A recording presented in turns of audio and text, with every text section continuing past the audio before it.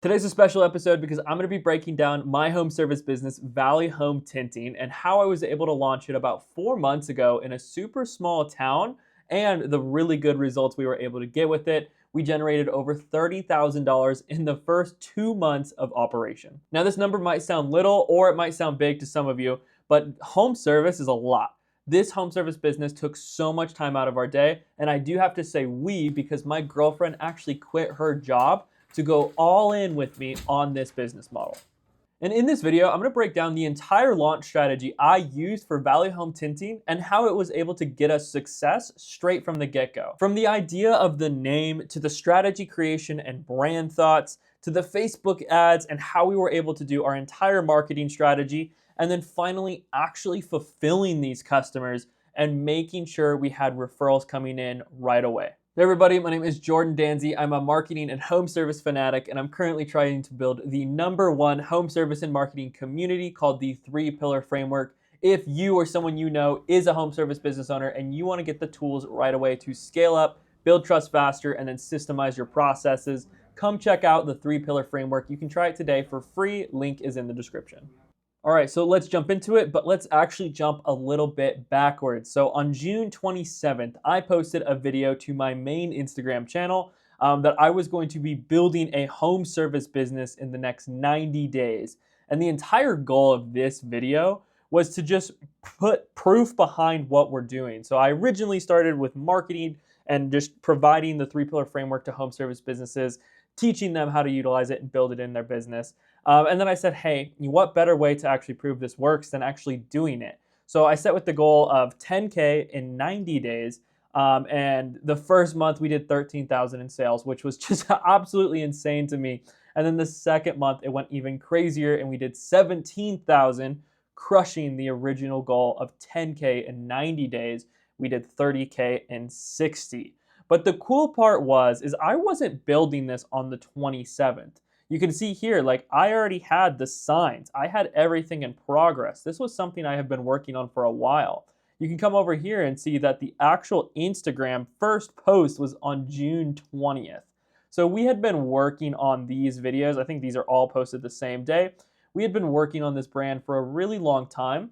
I would say probably 2 to 3 months before we actually launched it, which was really, really fun.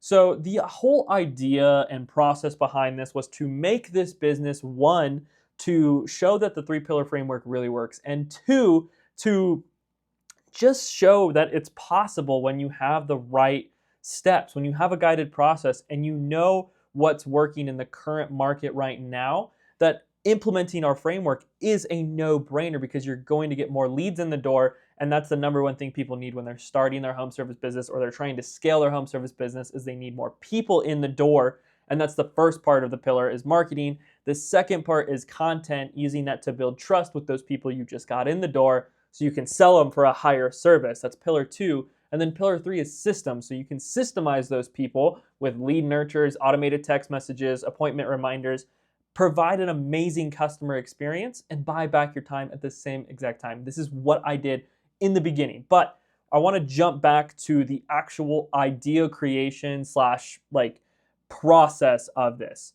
So real quick, I already have business experience. This is my company, or my old company, called No Limit Detailing, and I ran this for a pretty long time. Like we did some pretty cool cars. This was a really fun business that I have. It was probably my first one where I actually went all in on something. And you can see here, like this is all the way back from 2022. It was the first one I ever did. And this is where so I had a little bit of experience with this. So picking the industry of window tinting was very easy for me because I had already tinted cars before.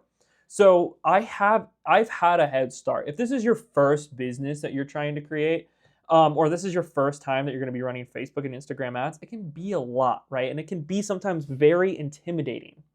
Because business is intimidating. You never know what your next paycheck's gonna be. And there's highs, there's lows, there's crazy new lows, and there's crazy new highs that you're gonna figure out and learn in the process. So I had a little bit of a head start. I knew how to market. I knew how to run a business. And so this to me was a little bit of a jump start. And that's why we were able to hit a really good goal. But I was particularly really good at tinting. So it wasn't entirely new to me. So that's why I picked this industry, because this industry alone is a little bit quiet, the tinting world. There wasn't anything like loud and boisterous in the industry. So for me, going in to disrupt something, right, to stand out, to be different was my first idea, was looking at the industry and saying, okay, how can I do everything completely different, right? How can I do something just so new? And nobody was pronouncing loud about the industry. So that's why I did it. And so I jumped into the industry with the idea of being loud, boisterous, and filled with branding. That was the number one goal, is brand was first. So when I picked the tinting industry, we obviously, the first thing you have to do is pick, okay, I'm gonna do landscaping, or I'm gonna do this, or I'm gonna do that, whatever the case is, whatever business you're picking, right? So I picked the industry, home window tinting. The first thing everybody thinks about, what's the name, right? You gotta name your company. What's the name gonna be? And for me, I kind of wanted it to be a little bit of a play off of words on Google's algorithm. So I specifically wanted the words home tinting in the name, because everybody else was like this tint or that tint or something this tint. And for me, that screamed car tinting, right? Because every tint company ended with tint. But if I wanted to be very specific, because we weren't doing cars, I was very mandated only homes, right? Because that's the niche. Everybody, the car tinting niche is like who can do it for the cheapest. Like there's hundreds of tinters in just my small town. I would say like 50 tinters probably. But the whole word was the idea to be, if somebody looked up home tinting, it's literally in the name. So it was maybe hopefully going to be a little bit higher on Google search results, which it was. But it was specifically a play on words for SEO. Um, Also, I live somewhere. I live in Salt Lake, and typically people say we live in a valley. It's the Salt Lake Valley, it's the Tooele Valley, it's the Wasatch Valley, the Wasatch Back, whatever the case is. So the word valley really stuck out to me because that was the general area. I also looked at a bunch of other home service businesses, and a lot of them had valley in it, like Mountain Valley, Valley West. So many of them had valley, and so I figured, okay, this is obviously kind of a word of where we are, and then I'm going to say what we do, and that was the name. So the name was actually very strategic. Of where are we? We're in a valley. What do we do? Home tinting. Boom. That was exactly what I was kind of looking for, and the name Valley Home Tinting just was perfect. I checked all of the domains for Instagram, Google, GoDaddy, just making sure I could own everything. The second I figured out it was free, I went for it. After I had picked the name, the first thing I wanted to focus on was actually the branding of the company. If you can focus your efforts into good branding and having a brand, and now look, if you are a home service business owner and you haven't focused on branding, start. I cannot tell you enough how important branding is. It's going to compound over time. I have a whole video on just brand alone. But please, please, please look at branding. And if you're just starting out, make sure you have your branding down. I have a really good method of this, of just think 10 years in the future and reverse engineer it, and you'll have your brand. That's the easiest way to think of it. But this is what really helped my business come out of the gate swinging. Is I spent multiple days deep diving into what I wanted to be remembered as, if the company was 10 times bigger than it was. And just as I say here, like, what would your company look like if it was this, right? What would it look like if it was your dream vision? And break that down. That's going to give you a really good brand. I also didn't want to be tucked away in the shadows. Every big home service niche or business is sometimes always worried about, ooh, my brand, ooh, this. Like, I don't want to be too, boisterous or bold. I wanted to be bold, hence why I chose the color baby blue. Because I was thinking in my mind, wow, if you saw a baby blue truck driving by, it's probably going to stand out like crazy. That was the idea, is I wanted to pick a color and kind of a theme that was just going to absolutely stand out. And I didn't want to be afraid of being bold. And you can see this in our website. It is blue, blue, blue. Everything is baby blue, and that's the entire theme of everything. So everyone is branding their trucks too. And this is where I really thought of something cool. In the world of home service, right, everybody thinks of branding and they think of the typical thing, right? The trucks is pretty much what the first thing comes into mind. It's like, oh, I gotta get a truck wrap, right? I gotta go spend $5,000 to wrap my truck blue. I didn't have $5,000 to wrap my truck blue at this particular time, nor did I want to do it. at the first starting a brand new home service business, I didn't think it was like a great idea of where to put my 5K.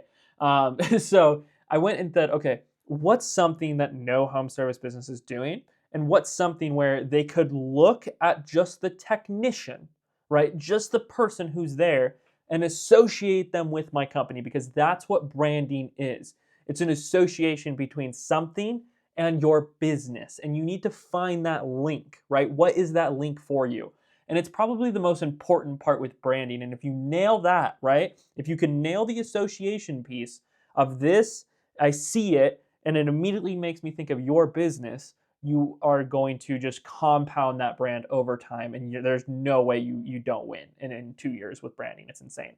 And so everybody was just like focusing on their fleet, their logos, but no one really thought about how the actual staff is looking.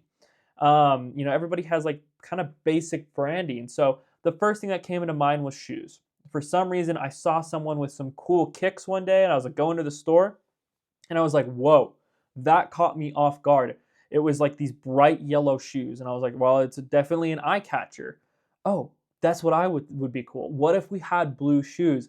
And that's where the moment for me where I just was like, psh, the blue shoed crew was born.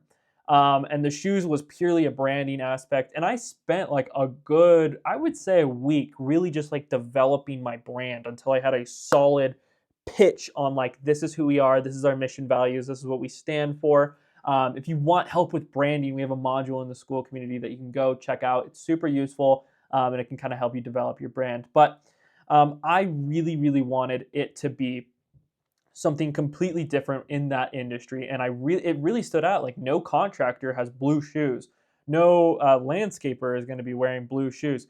We were the blue shoed crew. I even had thought about, instead of the black look, I had thought about a baby blue polo, because I really wanted us to just stand out as much as humanly possible. And that's where the whole catchphrase of our company, the blue shoed crew, that's exactly what I wanted the message to be portrayed as. And branding is super, super important here, because without branding, you can see it everywhere we go. Without branding, you're really, really like missing out on a ton of just compounding growth as people get to know the brand. That's the biggest thing. I looked at what my business was potentially or dreaming of, and I basically built backwards. And that's exactly how I was able to build such a strong brand in the beginning. I just put a lot of time into it. I thought, what's different? How can I stand out? How can I be unique in an industry that's quiet? If the industry is pretty known, what can I do to just completely reverse the script, right? Like, what's just something so different that just nobody's used to? That's what's going to be amazing. And then we also put things, when you have something like this where it's like a cool nick or a cool knack for your brand, you can start to put things into it to make it fun for people to interact with your brand. So the biggest thing we did, and we just slipped it into our marketing here and there, was if you mention the shoes, you get $25 off. Now, if it's a $6,000 ticket, it's not a big $25 off. But when they're like, oh, by the way, your shoes are so cool, we're like, hey, you just scored $25 off. They're like, what? Like, it's so cool. People love it.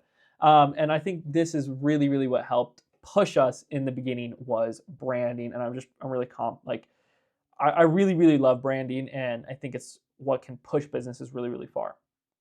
One thing I really also wanted to focus on was being high ticket in the beginning. And because because I knew our branding was just so solid in a new industry and so different from what people were used to, I could charge a premium for it, and I did. And so we went out of the gate charging higher prices because we were so unique. So our strategy was unique. I wanted to start off with higher prices in the beginning and focus on providing a completely different quoting and customer experience than what most people were used to. And that way, when they saw the price tag at the end of the quote, they're like, okay, this is justifiable. So I started off in the beginning by immediately getting social proof. My neighbor Carl is the first guy I tinted his home, and he's the first testimonial on that page, and he's the one who gets sent to everybody. Props to Carl if you are ever watching this for some reason. But the social proof was what was able to help us sell fast in the beginning. If you don't have social proof, go get it. It's the easiest way to start getting higher ticket jobs and selling more customers right away. The second thing that I wanted to be very unique and what helped us kind of justify the high prices that we were charging was the actual customer experience, but not just how the job was, how the experience was before they actually bought from us. That's the huge, big missing piece. Is everybody right now is like, focus on the customer experience, do a good job, do a good job, do a good job. Yes, you really do need to do that. But if you want more customers, you have to think of the experience they have with your company before they actually buy. And that was the biggest thing. So it's I focused fully on like building the systems out first to build the business on, because that was what made it so much easier for me. Trying to manage all of this was building the systems first. And we did that, sorry. With the text automations, follow-up automations, quotes, everything. I wanted to look like our first customer was the 1,000th customer we had to the first customer.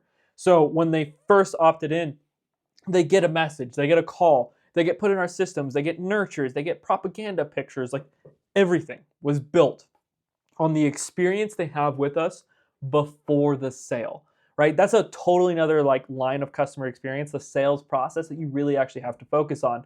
And that was really, really good. Obviously, the first customer wasn't perfect. Our systems might have sent some random texts on accident, but it was cool to have everything dialed in from the beginning, which I think is super beneficial if you're just starting. If you are like trying to scale, build the systems now and scale up on them. Don't build them when you're struggling to follow up with your leads. Build them now so when you get the leads, it's easier to follow up. The third thing was I built the company completely around speed. And this is just because speed, it's in itself is the easiest way to build a business. If you can focus on just getting something to somebody faster than your competitor can, they notice that, they take mental note, and sometimes you can actually just win the quotes, because there are some people in this world where they're going to reach out to you. And if you're able to satisfy their need right then and right now, they're just going to buy from you because it's a time thing, right? And the big thing of that is wealthier customers typically want something done and they want it done now and they'll pay for it. So when you get a call and they're like, when you go through the whole sales process, you're like, okay, cool, when can I come out to do a quote? And you say, can you do today? And they're like, oh. And you show up today and they're like, wow. So not only did they think about getting this problem solved, you're going to help them solve it today. And then on top of that, you're possibly going to win it faster because the other guys are either not getting them the quote in time, they can see it's a time delay, and you're helping them fix it faster. So I built my company completely around speed, and by getting them the quote as fast as humanly possible, getting the job scheduled as fast as humanly possible, delivering, and then being out the door super, super fast. So everything was built on speed, on getting them their interest or their need as fast as humanly possible. And then during the sales process, I focused on the dream of the clients. The exact problem that they had is the one that I emphasize the most. And I come from a little bit of a sales background, very little. I worked as a high ticket closer for about 3 months. It was a great offer, but just wasn't the offer for me. So the biggest thing that I had noticed within our typical demographic was that saving money and immediate better comfort was what people really wanted. And more so, people lean to like better comfort immediately. It's a quick fix. It's the house is hot, we tint it, it's better, right? So it's noticeably better. And that's what people really, really like lean towards. So I pushed very, very hard on the noticeably better immediate satisfaction. And that's what people really like. And then also I had the impression of no obligation. I would ask for quotes though. So everything on our website says no obligation, but I would ask, and I typically ask about 2 different times during the sales process. I get told no twice, that's okay, I back off. And I didn't want to be that sleazy sales guy. So I made sure of this, that we were asking to try and initiate the sale. And if they didn't feel comfortable or they needed to think it out or whatever the case was, we would wait and we'd ask a second time right at the end after we kind of problem solve a little bit more. And then of course we no obligation our way out, which is a little bit of a weird sales process, but it worked really good for me. And then I made sure I was everywhere, right? everywhere. Everything was linked together. We tested multiple times to make sure that when a customer entered our ecosystem, they could find everything they needed. So we had the website was built, the Google My Business had reviews, pictures, and fully optimized. On top of that, we had the Instagram profile that had content preloaded on it before we ever ran our first ads. So before we did anything, before we actually did any work for a high paying customer, we loaded up because the biggest thing is wealthy customers do their homework. And I knew this. So when a wealthy customer opted into my funnel, they would look and say, oh, okay, this business is established, right? They have some type of social proof. Someone's talking behind the camera. They have a couple of reviews and they have a good social media profile. Okay, I'm gonna get them out here for a quote. And then we super serve them, right? We get out there as fast as humanly possible. The price is high. Yes, they pay it. Okay, cool. We now have extra money to do a better job for them, which was super huge. And this is like these top 5 things made us so unique that our prices reflected it, but our prices were right, right? A lot of people didn't typically look at our price and go, wow, that's a lot. There was obviously some people who are like, they're just not your type of customer, and you go there and they're like, this is outrageous. And then there's other people, other types of customers that you typically want. They're like, okay, 6,000, let's do it. Can we pay now? And those are the type of customers that this uniqueness is really going to affect. The customer that says, $700, it's just a sticker. Why don't you slap it on? Probably isn't looking at your processes and who you are. They just want the best price possible. And that's not you. So kind of wrapping everything up in terms of like how unique we were in the beginning, a new / different, like kind of professional and speed-based business is what we went for. These 3 components helped jumpstart my tinting business. And now it's even getting more exciting as we're gearing up for spring. Or maybe even bringing on a partner. Who knows, right? It's a bunch of whole cool stuff. Maybe. But let's talk about the main marketing drivers. And this is where I get really amped up. So I heavily relied on Facebook and Instagram ads because that's what the 3 pillar is all about. The first thing we teach you is how to market. And then on top of that, how to market with Facebook and Instagram ads. It's the first thing we do. So we originally launched a campaign at $100 a day, which with everything in place that we had set in stone, helped us generate around 1 to 3 leads per day. We had a system that would call us and let us know when a lead had opted in so we could call them within the minute. So we had everything set up before we even ran ads. And so that was what our one key to success was. So we had one campaign with 2 ad sets that were 9 by 16 ads. And that was helping us get leads. This campaign fluctuated anywhere from $50 a day to $150 a day in ad spend, really depending on the results. And I was switching creatives I was in it almost every week during this process, adjusting and changing things. Overall, we spent just about 5,600 in ads, and I can actually show you guys here once it loads. Here is our results. You can see here we generated about 152 leads and multiple different campaigns. We had one campaign that was $40 a day. This one was pretty good. And then you can see here we had a test of V2.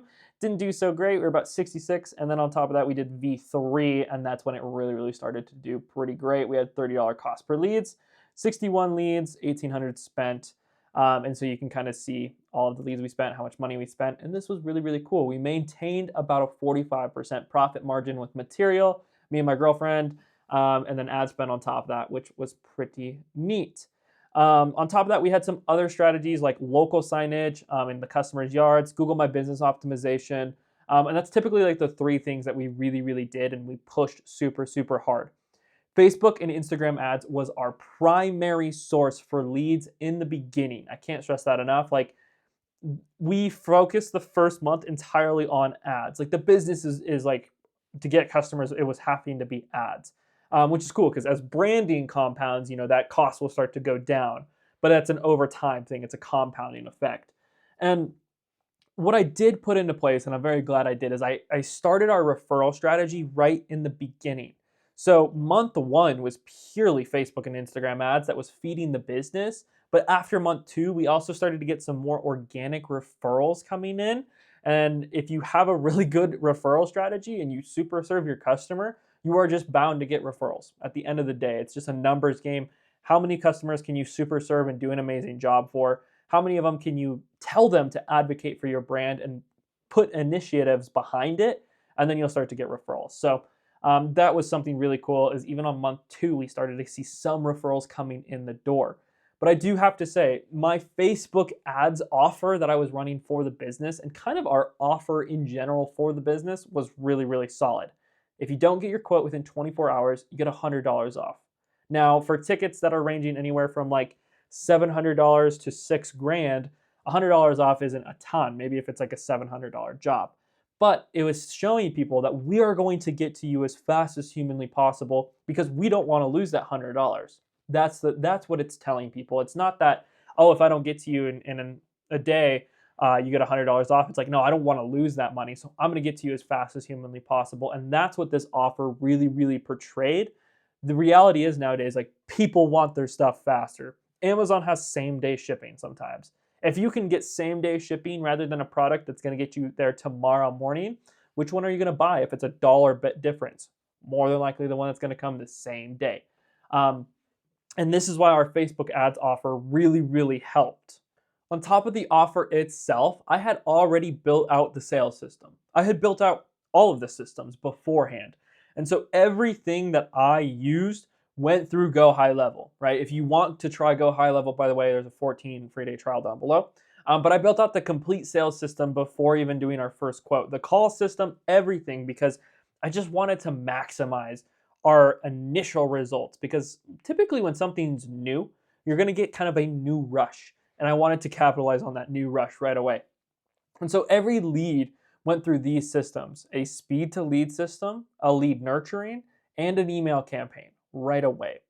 Once they converted into a prospect slash a quote, right? So you could say an engaged lead.